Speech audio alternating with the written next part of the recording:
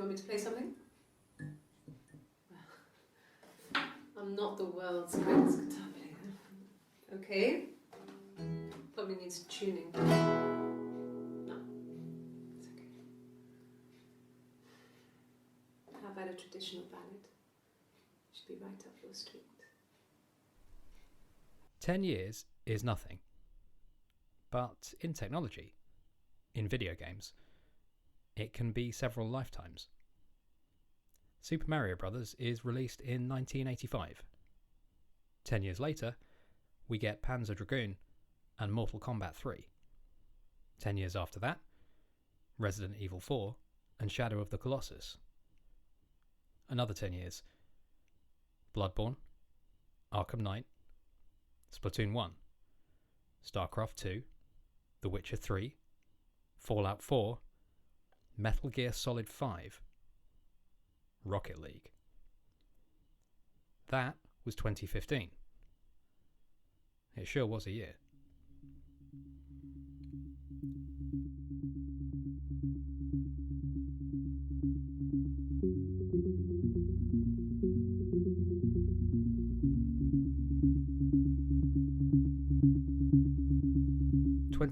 June 24th, 2015. When this episode releases, 10 years ago to the day, a game unlike any of those is released. A game that, on first glance, looks like something lost in the cracks of time 2 decades prior.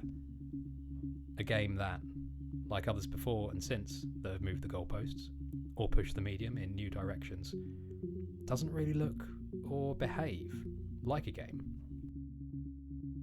It takes place in a place in both space and time so specific that it's only surely recognisable to a small subset of a presumably already small audience.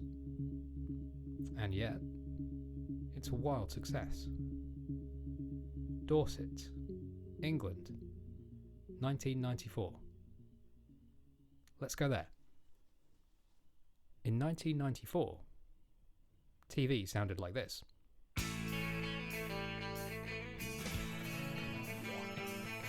Films sounded like this.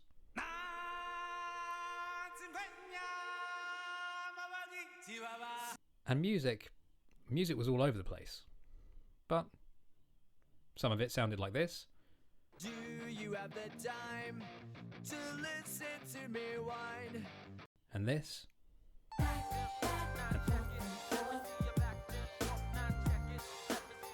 And this.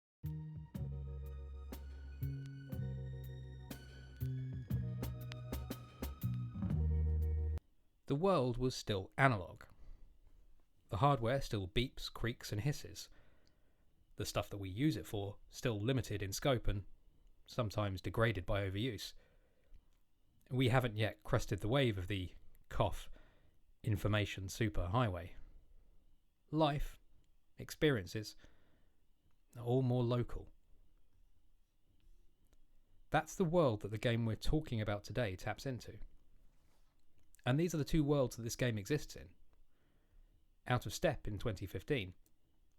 At home in 1994. It's of a genre that I have little to no knowledge of. I've never played it, but I've always intended to. Its 10th anniversary is as good an excuse as any to finally do so. To catch up on this particular gaming milestone that brought a niche subgenre back into the spotlight and led ultimately to a crossover experience in 2020 that most agree represented an evolution of the video game as art.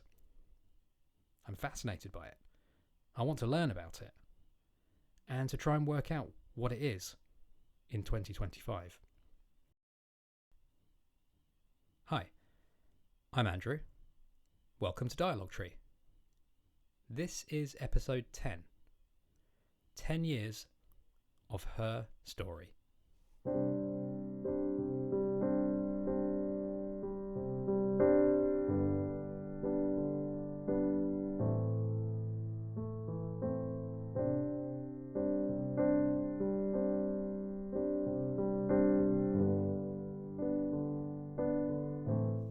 Released on 24th of June 2015, Her Story is an interactive movie game.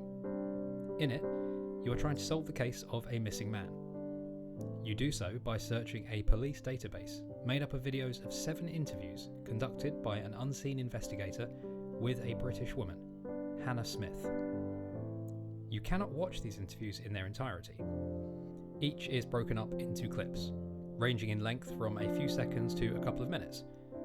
To access the videos, you type search queries into a database. When you start the game, one is pre-filled for you. Caps lock on, murder. The database can only return a maximum of 5 results. Your challenge is therefore to watch, interpret, and intuit new keywords, searching those, hopefully revealing more videos, that in turn reveal more of the story.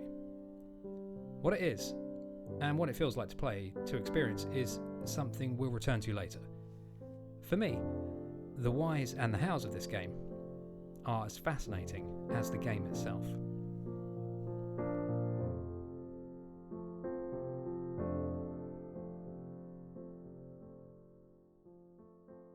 Her Story exists within the lineage of interactive fiction, a form that has its roots in the earliest days of video games. You know when people reference games, usually for comedy purposes, played with basic instructional text? Go north, enter forest, stab goblin, that sort of thing? Well, those were real games. And that all started with a game called Adventure. Developed in 1975, Adventure was the first text adventure game, and the first example of shareware, passed around the proto-internet, gaining a cult following, and setting the template for electronic entertainment in these nascent stages of the form. 2 computer programmers, Ken and Roberta Williams, play Adventure, and are so taken with it that they form their own company to make more games like it. That company was Sierra, which went on to produce King's Quest, Leisure Suit Larry, and to publish a little game called Half-Life. Interactive fiction becomes a de facto shape that video games take for several years. As the genre diversifies, hello platformers, interactive fiction settles into its groove as a niche for a particular type of gamer. Now, the straightforward text adventure still exists, but the form evolves and iterates through the following decades. We see its influence stretch into the point and click, the wacky worlds of LucasArts, the interactive mysteries of, well, Myst, and the FMV, the deeply cursed ghost of the imagined future of the 1990s.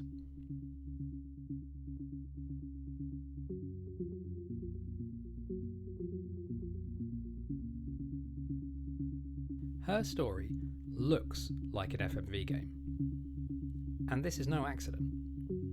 The developer of this game, a man you may know, who we'll come to shortly, is a big fan of the genre. There is a blog post on the official website for this game, still there, 10 years down the line, that highlights some of his personal favourite FMV games, with a neat summation of why, despite their reputation, they matter. It's illuminating in a couple of ways, not least the revelation that John Hurt once starred in an erotic thriller FMV called Tender Loving Care. The developer writes, quote, "And yet, there was something special about the FMV game. It did things and went places that we're still not comfortable with all these years later, with the huge increases in gaming technology. Looking back, one of the wonderful things about FMV games is how quickly they moved to colonise genres and types of story that had always been problematic for game designers, despite their popularity in the world outside of games. Detective fiction, psychological horror, stories set in contemporary settings, slasher flicks, erotic thrillers. Many of these games were addressing an adult audience in a way that simply hadn't been possible before." End quote. The advent of adult-oriented storytelling through video is a description of the legacy of FMV I would have previously thought of as exceptionally generous. Until I read this. I'm not about to argue with the man who actually made Her Story.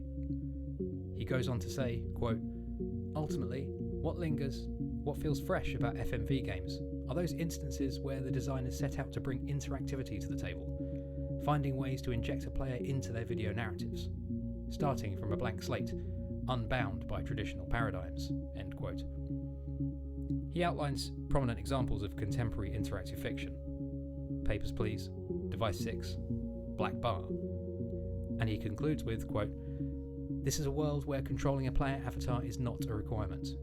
It's a world where we are all viewers and voyeurs, where we interact with video every day without putting ourselves in it. Welcome back, video game. The world is ready for you now." End quote. It's fascinating that the most maligned genre of video games is a set text for her story. In art, nothing is ever truly damned.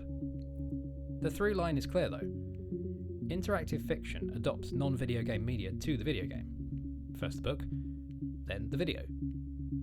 It just took a while, 20 years, give or take, for it to have its adventure moment.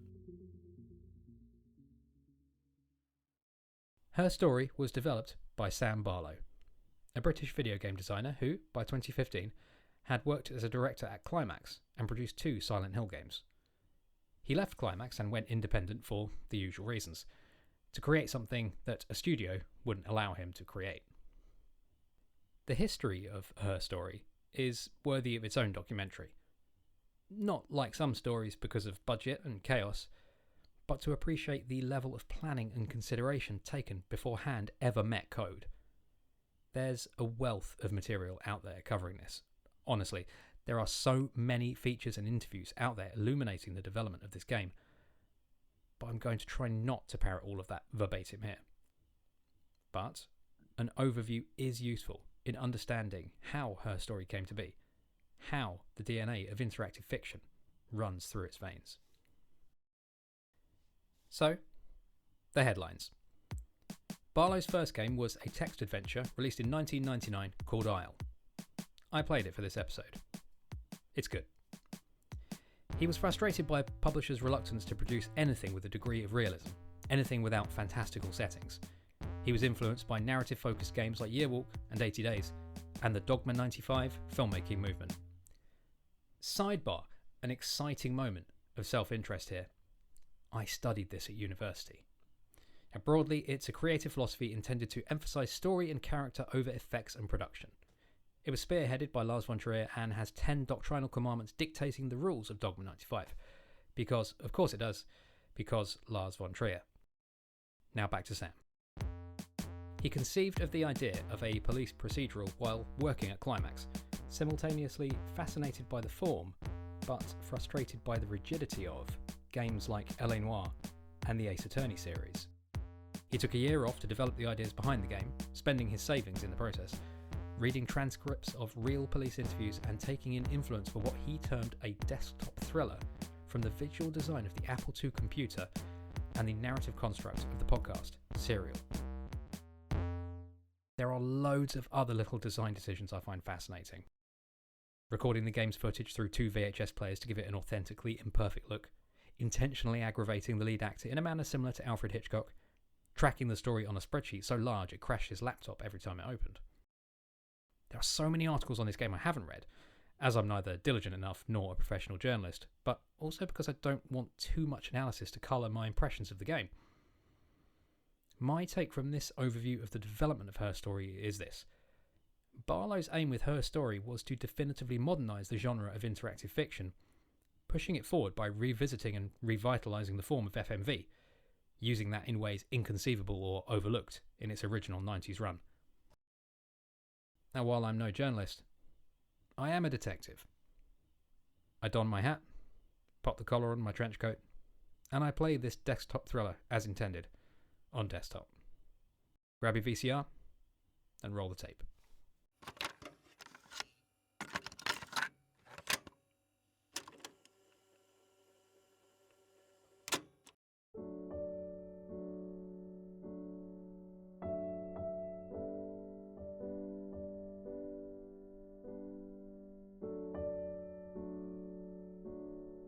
Her Story was developed with the idea of being played on mobile firmly in mind. Another impressively ambitious aspect of the production of this game. It's tempting, but I play the game in desktop in a single 2-hour sitting. the title screen appears. I click start, and the title letters fade away. I'm immediately, stupidly, looking for clues. Why do the letters fade in that order? Quick, take notes. The title fades, and the world, such as it is, comes into view. I'm looking at the desktop of an old computer, and I am looking at it. The piercing reflections of the overhead strip lighting on the screen immediately tell me that I am someone sitting at this computer. This view, the first you are presented with, imparts almost everything about the game in one expertly economical piece of design. Everything on screen tells you something. The database that will be your interface is front and centre. Who are you? Well, you are logged in. Auth_guest. Anonymous. What are you going to do? Enter query to access archived footage. What sort of query should you enter? Oh, that one is already typed for you. Murder. On the plain desktop behind the database, there's 2 README files. You read these, which reinforce your understanding of the game. This is a database of video clips taken from a series of interviews. Every video has been transcribed. If you search for a word, a list of videos will be returned that include that word. You click search, and down the rabbit hole you go.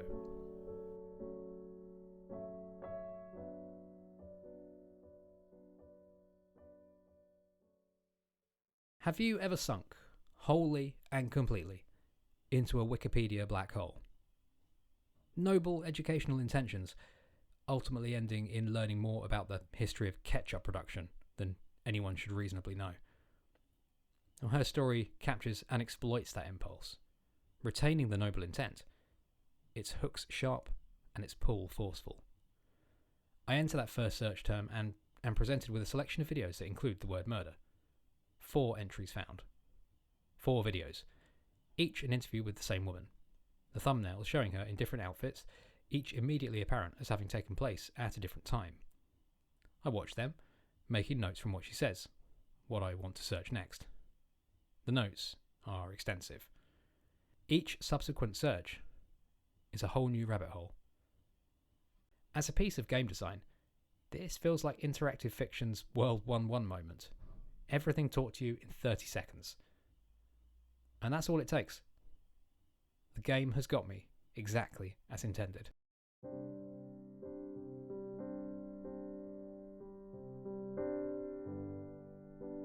I will not be talking about the story here. The successes of her story go beyond that. That it does succeed is remarkable in some ways. It's local in a way you'd imagine wouldn't translate to an international audience. That crappy room in Truro, the clipped English vocal tones, a truly wild reference to UK TV stalwart You've Been Framed. But it's the smartly designed interface that, for me, is the success of her story. The look feels authentically studied by someone with hands-on experience of the excitingly clunky early days of personal computing. That retro look, I think, appeals beyond people of an age to have had that first-hand experience. More importantly, in terms of how the game hooks you, is the decision to incorporate the perceived limits of this semi-imagined technology. The database can only return a maximum of 5 results to any search query. You might discern an excellent keyword. The database returns 5 videos, but tells you that there are in fact 15 that match that term. Intrigue is sewn into the fabric, into the very form of this game. The form is designed at its base level to break the story down into puzzle pieces for you to reassemble, using your intuition and firing your imagination. You will experience the story in a different order to every other player. Your experience of the game, and interpretation of the story, will be fundamentally different to every other player. How do you find those 10 missing videos? Well, that's on you, detective.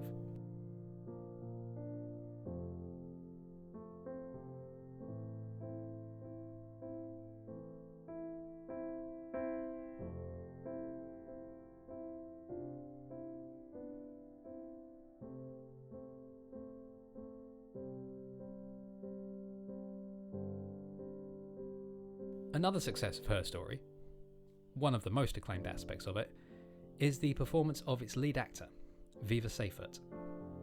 Now, here is an individual worthy of a documentary in her own right. A fascinating polymath and great advert for the ancient philosophy of just do whatever the hell you want. A rhythmic gymnast in her teens, she won medals in the 1990 Commonwealth Games before competing in the 1992 Olympics. She then went on to form the acclaimed left-field rock bands Bikini Atoll and Joe Gideon and the Shark. She acts, of course, and here's a trigger warning for anyone who watched any UK TV in the 1990s. She played the anthropomorphised representation of the sun, called Aurora, in a series of idents for the energy company Powergen, used to advertise a daily weather forecast. That sounded like this.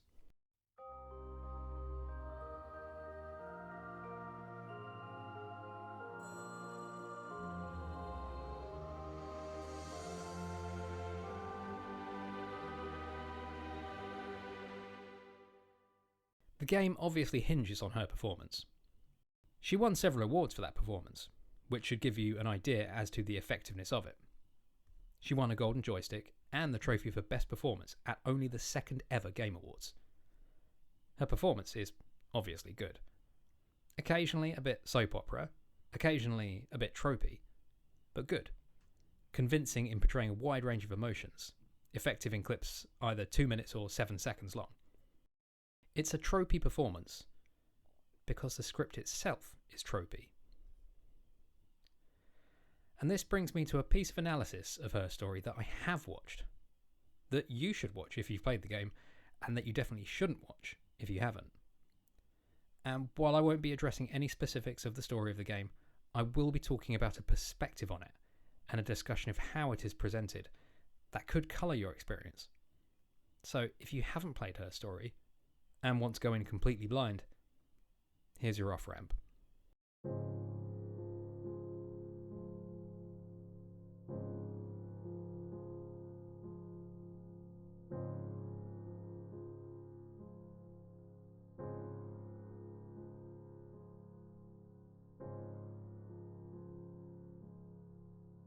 Ian Bryce Jones is a lecturer in cinema and media studies, media arts and design at the University of Chicago. He has an excellent blog called Intermittent Mechanism, which outlines the breadth of his work. But most relevantly to us, he taught courses called Comparative Media Poetics, Cinema and Video Games, and Video Games and Genre Storytelling. He has a YouTube channel, and on it there is a video called We Had a List of Rules, an analysis of her story. In it, he breaks down the narrative of her story in an illuminating way, illustrating something that, obviously, hadn't registered with me on first playthrough. That if you were to watch all the footage from her story, in full, in order, it would be, quote, boring and cringeworthy. That's not, despite the language, a hot take, and Mr. Jones breaks down why that is the case in minute detail. The narrative as written is straightforward, reasonably predictable, heavy-handed with its symbolism and signposting, and when viewed in a linear fashion, extremely repetitive, with a wealth of redundancy. That's death for most fiction. But not this kind of fiction, and for this presentation of it. Because, as highlighted previously, the form of her story is more important than her story. The form is what determines our responses and reactions, our engagement, our empathy, curiosity, and outrage. Depending on your point of view, this is either forward-thinking and innovative, or a devious and charming sleight of hand. Maybe it's both of these things. This is perhaps my one reservation about her story. Hold your applause, but I once read a book, and this particular book made me cry with joy, and at one point almost physically sick, with the grotesque nature of the events that were unfolding on the page. It achieved that through no tricks, no obfuscation, just words, just text in a basic font on paper. Now, I don't consider myself a Luddite, fearful of progress, and I certainly don't want to be, but I think there is something to be said for that. I think eliciting any sort of human reaction through the oldest, simplest, most universal form of media is a delicate and endlessly impressive skill. Her story, as written, can't accomplish an emotional response anywhere near equivalent. Now, at the risk of getting in way over my head, a question this raises is Does modern interactive fiction sacrifice story for form? Does this next step in the genre represent style over substance?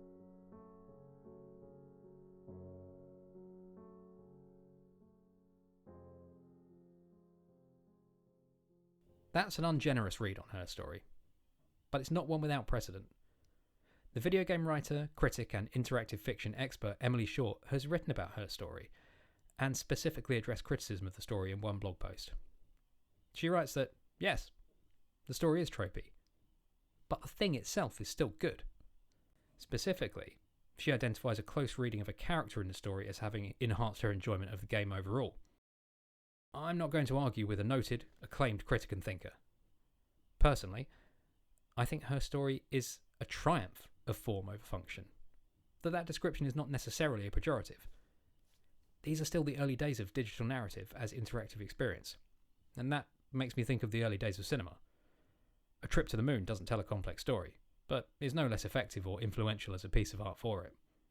Viewed today, it's still a weirdly joyful micro-spectacle, its impact and influence not limited by its straightforward narrative. Her story is reminiscent of that, a testing of the limits, a demonstration of one way in which a story can be told, only through a video game. It doesn't kickstart the genre, or herald a new golden age, or any other dramatic headline like that, but it does push interactive fiction towards the mainstream, and I think that impact can be seen in subsequent years, with an upswing in releases and innovation in the genre, and the mainstream attention given to them. A few of those examples demonstrate the same qualities as her story, plus a range of others. If genre is a wheel, there really are many, many spokes.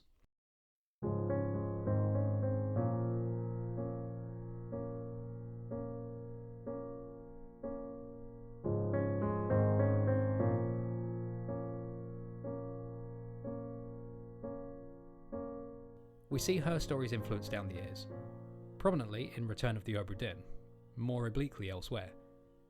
In Obra Dinn, the detective game is recast as a kind of first-person visual novel, the memories you use to investigate the fate of the ship reminiscent in its limitations of analog video. Florence and Firewatch are similar to her story in a different way, in that they tell relatively simple, straightforward stories. In the case of the former, it achieves resonance through the innovative, tactile presentation. In the case of the latter, the narrative is rendered into a puzzle through mystery and misdirection. What Remains of Edith Finch, from 2017, is arguably one of the high watermarks of modern interactive fiction. A game that tells multiple, complex, emotionally challenging stories through a variety of gameplay styles. Lastly, is Dreamfield's If Found, a visual novel from 2020. If Found tells two concurrent stories, one following a space explorer named Cassiopeia trying to prevent a black hole from destroying the Earth, while the other follows a young transgender woman named Cassio in a small Irish village in 1993. It tells these stories by having you manipulate the diary of its protagonist, drawing and erasing and learning. No spoilers here, but that game is a remarkable achievement, telling a pointedly specific story that still has something for a broad audience, striking in both narrative and presentation. And those are just the examples I've played. The pool of interactive fiction goes far deeper than these mostly well-known titles. So while I'd like it if the story in her story were more nuanced, as affecting as those last two examples, it's not. And that's fine. Other examples of interactive fiction are that, and don't attempt what her story achieves with its ambitious interpolation of cinematic devices into the gaming sphere. It's one splash of paint in the bigger picture. Ultimately, I think the experience it simulates, that detective hook, the pull of the conceit, the thrill of having seemingly innocuous phrases recontextualized into something more significant through your unique, independent journey through the game, more than justifies the experiment, and more than justifies the trickery.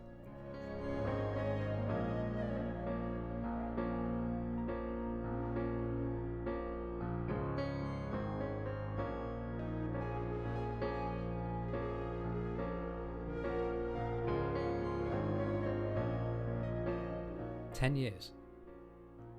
An eternity in gaming. But also, nothing at all. Her story could release now and still stand out. The deliberately out-of-time look renders it timeless, something that lives forever in both past and present. Its gameplay universally compelling. I went from 0 to 60 with Her Story in the space of a few days. It was a great experience, despite being unfamiliar with the form. Her Story, in its development, execution and legacy, is fascinating. And even with that lack of familiarity, it feels important. Evidently, it is. Sam Barlow follows this up with Telling Lies, and then the landmark Immortality. My story with these stories will continue. 10 years on, this was a wonderful discovery, a treasure in the loft, and something whose influence we'll see for decades to come. For now, that's Her Story.